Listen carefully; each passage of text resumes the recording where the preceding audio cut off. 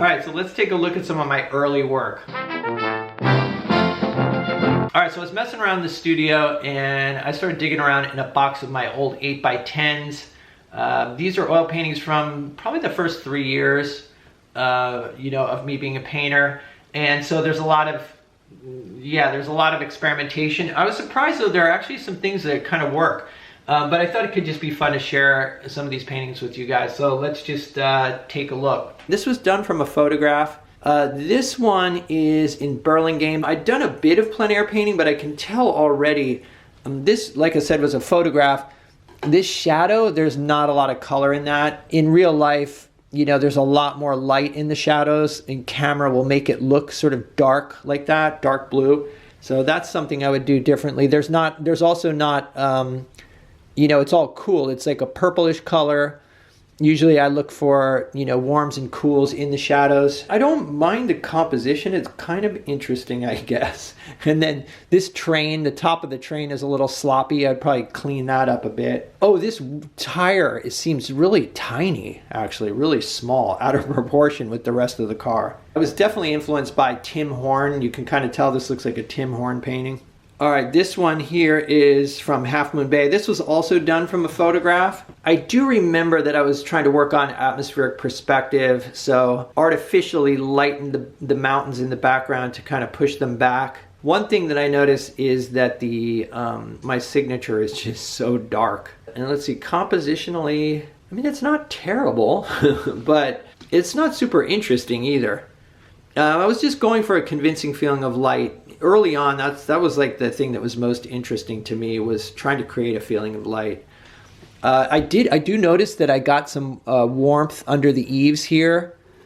I think in 2006, around then, I just started looking for more reflected light. So even though this was a studio painting, I was starting to incorporate some of the things that I saw when I was out plein air painting.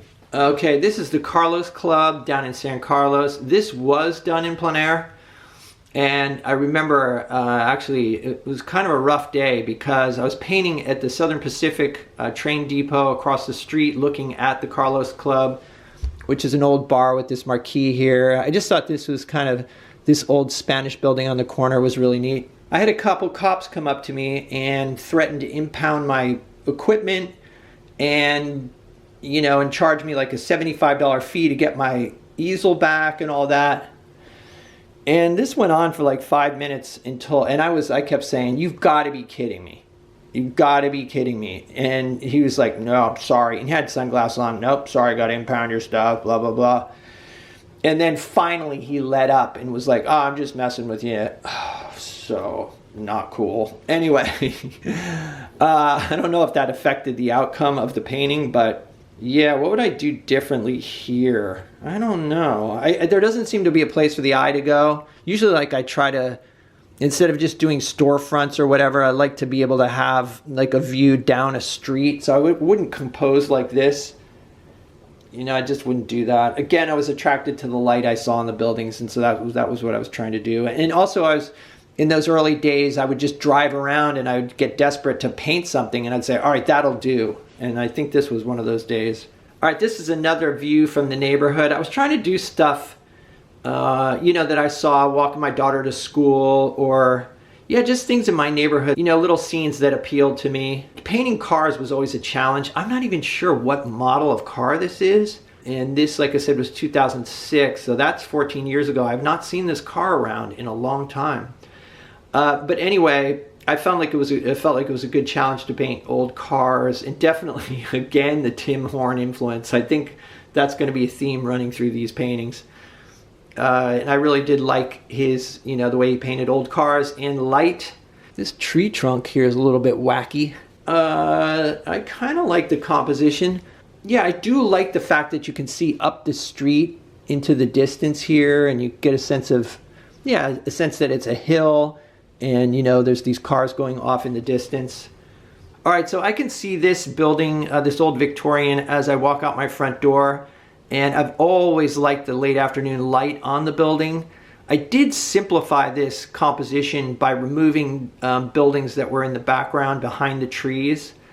I was mostly interested in the light And then also, you know, as an exercise in painting something fairly complicated and trying to simplify it.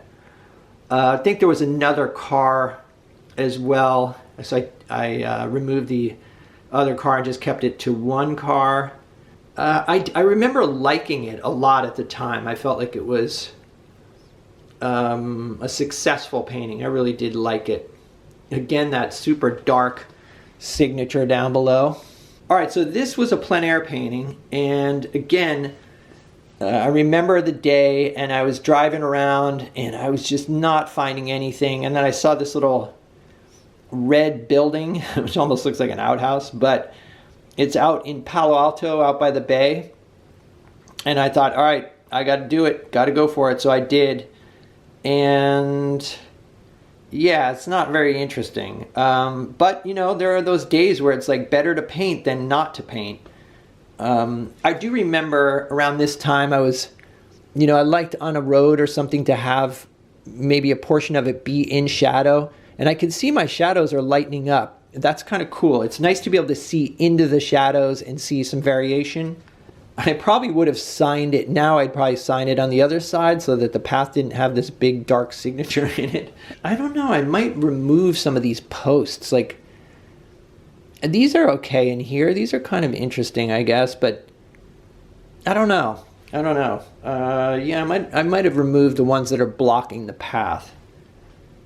That might have improved it a little bit, but it's still kind of awkward. Actually, I did get some good atmospheric perspective on the mountains. They do seem to be pushed back. Also, too, there wasn't a strong light and dark on this building, as you can see. This side was getting a little bit more light than this side. You can see a little bit of a cast shadow right here from the eaves, but not a really dramatic light and shadow pattern on that building. And that's something that I tried to look for even back in 2006. Okay, this one is a plein air painting, and this was done in Potrero Hill, and I actually met with Tim Horn, and we did some painting in Potrero Hill. I had taken a workshop from him in 2004 when I first started, and we became friends, and we painted together occasionally in San Francisco. This was one of those days, and I do remember you know, walking around trying to find a composition, and I hadn't done much painting in the city before. I was sort of overwhelmed. This is like one of the first city plein airs I've ever done. And I like the idea of like a hill, you know, the hill is suggested because this road goes over, and obviously the houses are going down. And I thought I'd try to capture that. This is really awkward, this telephone pole right on the edge of this building. I don't know how I overlooked that. That's kind of weird. This is sort of undefined in this area, but I do think there's good atmosphere on the trees in the background, that sort of blue-green of eucalyptus trees.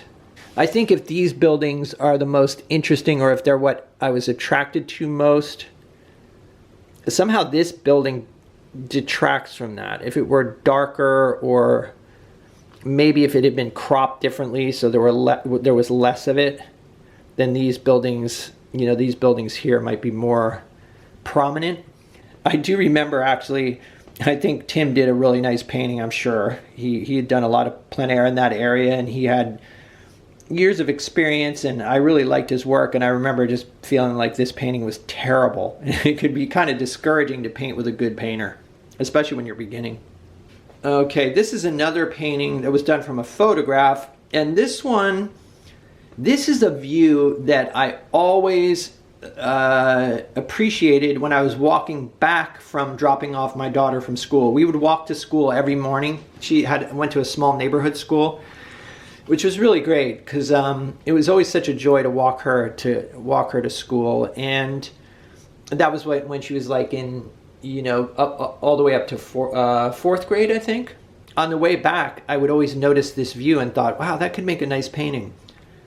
And I actually liked this painting. I remember at the time thinking it didn't really work, but maybe it's because it was a view that brings back memories, but I actually like it. Yeah, I think the composite, actually this car is kind of in the center, but that doesn't really bother me. I guess because the tree is sort of a prominent feature, and that's on a third. Nice little bit of color in that chimney and also light as well. And in the distance, I can see Mount Diablo over in the East Bay. All right, so this is another one that's done from a photograph that I took when I was walking Emma to school. And I actually did an 8x8 version of this first, which sold. And then I decided to do a little bit bigger of a version. And this is like all these paintings, it's an 8x10.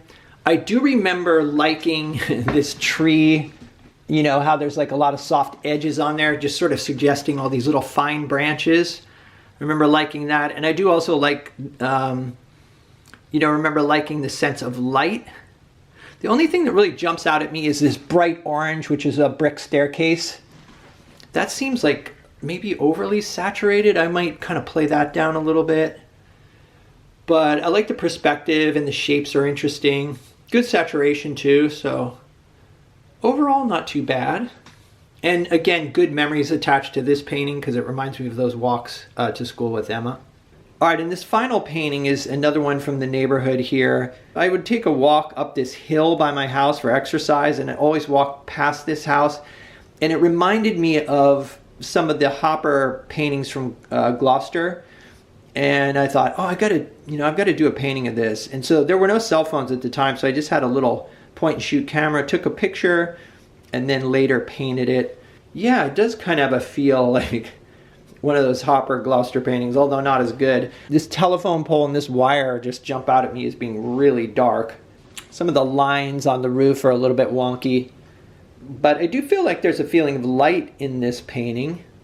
The pattern of shadows is sort of awkward too. But like I said, it brings back good memories, so you know, that's kind of a nice thing. I don't know what this is. If this is like a street light or a street lamp or something, that's kind of, yeah, that's kind of awkward. I probably would take out, like a lot of times I don't even paint in the lines. If I'm going to paint in, you know, posts or telephone poles or whatever, I always kind of de-emphasize them. I you know, I'll lighten the value of them so they're still there, but they're not as obvious. That's something I would probably do, and I'd probably eliminate this one altogether. But in those days, I was still I was very literal. I would just copy exactly what I saw, and I'd walk around until I found a composition that I felt worked. I hadn't yet discovered the you know, the idea that I could change anything. I could change things and move it around at will. All right, so it's really fun for me to look through these paintings, and the one thing that I did notice is, as I mentioned, there's a really strong Tim Horn influence in these. Also, you may notice like a Hopper influence. I think when I first started painting, I didn't know anything about art at all. I've mentioned this before. I started painting in 2003 with no previous art experience at all. You know, I was mostly played music, I was in construction, and so I didn't really know where to look. There was no internet at that point in 2003, or if there was, I didn't know how to use it. I wasn't connected to it. And I don't know that artists had websites at that point. Maybe they did, I'm not sure. I guess maybe they were starting to, I can't really remember. Because I did find Tim Horn's work online. So there must have been websites, you know, for galleries and stuff like that at some point. Yeah, around 2003, I would imagine. But like I said, I can't remember. Anyway, the point is, I was definitely heavily influenced. And at a certain point, I do remember finding an image in my collection of, you know, images. And for a second, I thought it was like, is that a Tim Horn or is that one of mine? And I was like, okay, I've got to find my own voice here. You know, I can't be imitating him or any other painter. But there was a lot that I learned by closely studying, you know, painters like Hopper, Tim Horn, and who else? I think I used to look at Ken Oster. I used to look at his work too. But then, like I said, at a certain point, I thought, you know what, I got to stop with that and kind of look at other artists and then just develop my own voice. And that's, you know, that became something that was really important to me. And so I feel like I've done that now, you know, and then continue to do it. It's something that hopefully never ends. You just continue to develop and grow. So Anyway, I hope you guys enjoyed looking at some of these older paintings, and let me know what you think in the comments. Also, if you'd like to help support the channel, there's a Patreon link down below. It's Patreon videos that, or the Patreon support that keeps me making these videos. And I have a bunch of extra videos on there talking about, like, say, instinct versus intellect, how to develop your instinct in painting. Those are the two latest new ones. Check them out. Link in the description. Thanks for hanging out, guys. I will see you in the next video.